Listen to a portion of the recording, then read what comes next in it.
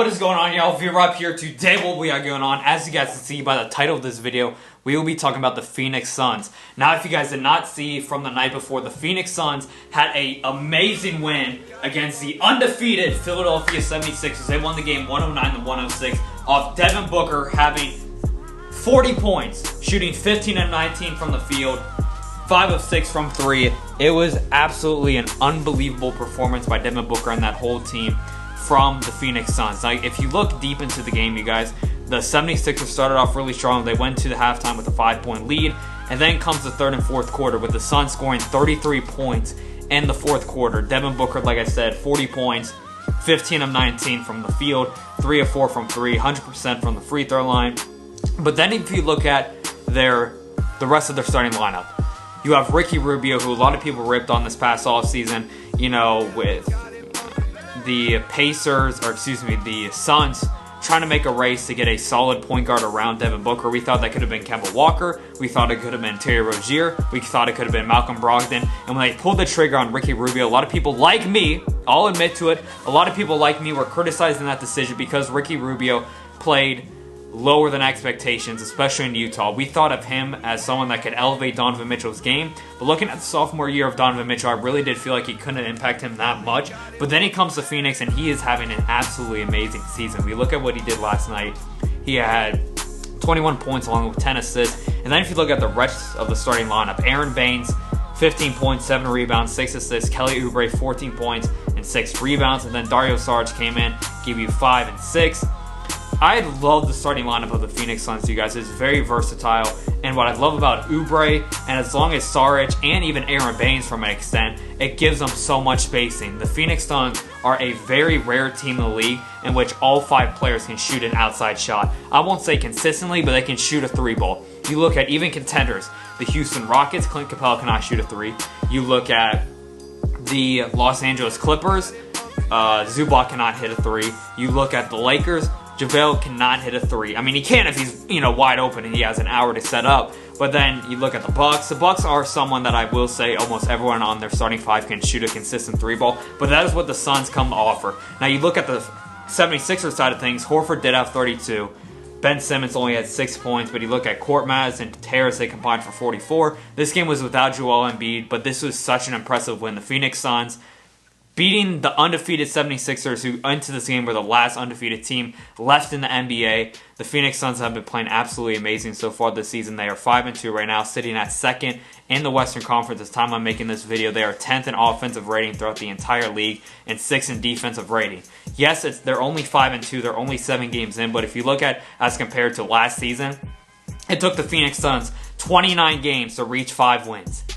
This year, less than a month, more than a month difference, they're reaching their 5th win in 7 games as opposed to 29 from last season. That is a huge, huge difference, you guys. Now, looking at their current schedule, their 2 losses they have had against the Denver Nuggets and the Utah Jazz, both those losses came with a difference of -1. Yes, both the games they have lost right now were just 1 point away from both games and a chance of being 7-0 right now. So each of their games, they've either blown out, they've won a tight game, or they've lost by 1 point to 2 very solid teams in the Western Conference who I expect to be in the playoffs this upcoming 2020 playoffs. One thing to take note on the Phoenix Suns start of their season, these first 7 games, is that they have 6 players averaging double digits on their entire squad. Only 3 other teams throughout the entire league can say that about their team. 6 players averaging double-digit points or more. Obviously, you have Devin Booker leading the way with 26, 5, and 4. In my opinion, Devin Booker this year is making a standpoint as a superstar in this league. What I mean by that, you look at what he did last night. 40 points, very efficient. Unlike players like James Harden, who get 40 points but shoot like 30% from the field, Devin Booker did it 15 of 19 shooting. We have not seen someone score that efficient unless it's been a big man or a forward. It is very rare for a guard to get 40 points and shoot that efficiently from the field. So I feel Devin Booker, this is kind of his breakout season. And what I like about what they're doing right now, yes, he's putting up really the exact same numbers as he did last season with 26, 5, and 5 from last year, but they're winning games. He's being more efficient. He's letting other people get involved in the offense. Kelly Oubre has been a big factor this year. Dario Saric has been a huge factor in the offense this year. Aaron Baines, without DeAndre Ayton, has been a huge factor this year. Now the rest of the roster, Kelly Oubre giving you 17 points a night, Aaron Baines with 15, and Ricky Rubio 13, 9, and 7.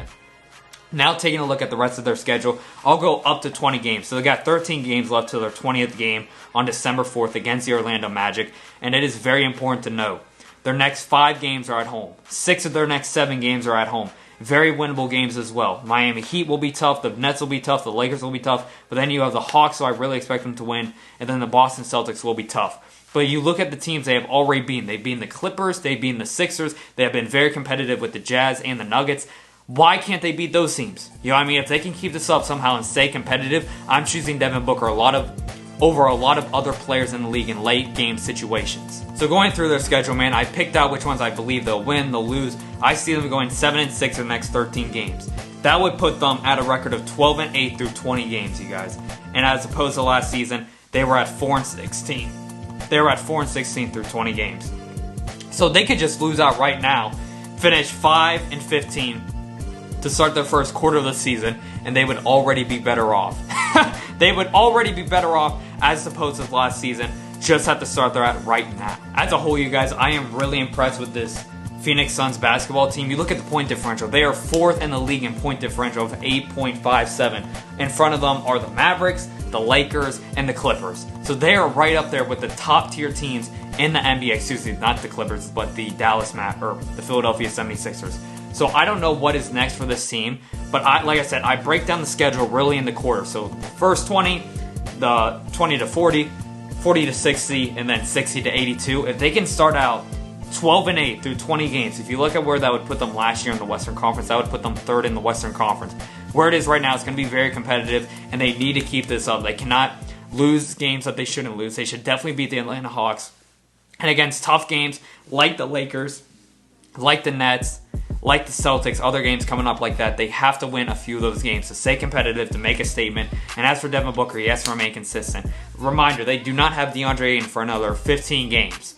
So when they get him back, well, how will they implement him into the starting lineup? Because I think Aaron Baines is a really solid center right now for this basketball team. And I think from a chemistry standpoint, what he brings to the table, he really helps this team and really elevates Devin Booker, Ricky Rubio, Oubre, and Sarge's game as a whole. But that is what I got, man. Obviously, I need to make this statement. I had the Golden State Warriors being the number 6 seed in the playoffs this year. In my opinion, they are done. They are not making the playoffs, y'all. It is time for Golden State to do a rebuild. It is time for me to make a rebuild mode in 2K20 for my league for the Golden State Warriors. So that means there is an open playoff spot on my bracket.